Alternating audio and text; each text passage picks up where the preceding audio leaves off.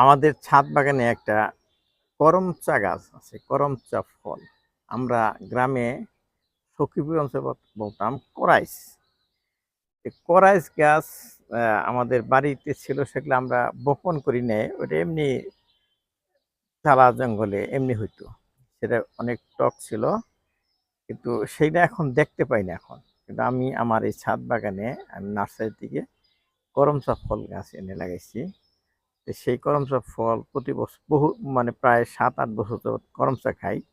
এইবারও অনেক ফুল ধরেছে, আমি আপনাদের দেখাচ্ছি গাছটায়। এই যে দেখেন, এরকম রঙের ড্রামে আমি লাগিয়েছি করমচা গাছটা। এই সাদা সাদা ফুল ফুটছে।